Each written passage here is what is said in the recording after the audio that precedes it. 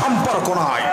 ওরা ভারতের দালাল, ওরা ফ্যাসিবাদের দালাল, ওরা ইসলামের বন্ধু হতে পারে না, ওরা ইসলামের শত্রু। শত্রুর সাথে আপোষ হয় না, খুনির সাথে আপোষ হয় না।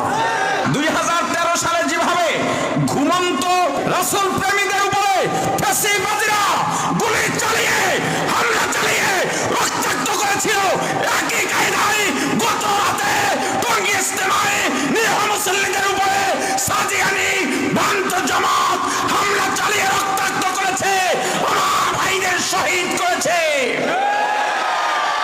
আমি জানতে চাই আপনাদের কাছে, ফ্যাসিবাদের ভেতরে আর ওদের মাঝে পার্থক্য রইল কোথায়? আমি কোন দল বুঝি না, আপনি কোন দল করেন।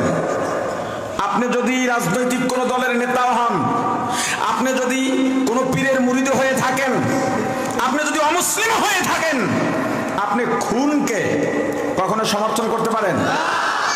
কাদের প্রশ্রয়, কাদের সাহসে নিরীহ ঘুমন্ত মুসল্লিদের উপরে হামলা চালিয়ে আমার ভাইদের শহীদ করেছে, শতাধিক ভাইকে আহত করে রক্তাক্ত করেছে, তারা হাসপাতালে কাতরাচ্ছেন।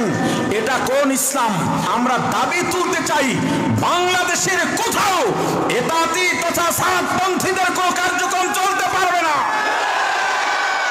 এরা তবলিগ নয়, এদের আড়ালে ফ্যাসিবাদ এই দেশে অরাজকতা সৃষ্টি করার পায়তারা চালাচ্ছে। সাদিয়ানীদের এতাতীদের আড়ালে নতুন করে বিশৃঙ্খলা সৃষ্টি করতে চায়, শক্ত হাতে দমন করার জন্য প্রস্তুত আছেন কে কে? এই বাংলাদেশে আর কোনো বিশৃঙ্খলা ঘটাতে দেওয়া যাবে না। 15 বছরের ইতিহাস থেকে সবাইকে শিক্ষা নিতে বলছি, সবাইকে। জেনজির সাথে তুলনা দিয়ে লাভ নাই, এরা মরতে মরতে সাফা হবে, পতাকা হাত থেকে ছাড়বে না। এই পটুয়াখালী, লেবুখালীর ওলামায়ে কেরাম, সাধারণ জনগণ সবাইকে, যারা ইসলামকে ভালোবাসেন, পটুয়াখালীর কোন মসজিদে আর সাতপন্থীদের কোন ধরনের কার্যক্রম আর চলতে পারবে না। ওরা মসজিদে ঢুকবে মুসল্লি হিসাবে কোনো বাধা নাই, ওরা তসবিহ পড়বে মুসল্লি হিসাবে কোনো বাধা নাই, ওরা দরুদ পড়বে কোনো বাধা নাই, কিন্তু ওদের কোনো কার্যক্রম এই পটুয়াখালীতে আর চলতে পারবে না ইনশাআল্লাহ। যার যার জায়গা থেকে সোচ্চার হতে হবে। খুনিদের সঙ্গে আমাদের কোনো সম্পর্ক নাই। ওরা ভারতের দালাল, ওরা ফ্যাসিবাদের দালাল, ওরা ইসলামের বন্ধু হতে পারে না, ওরা ইসলামের শত্রু।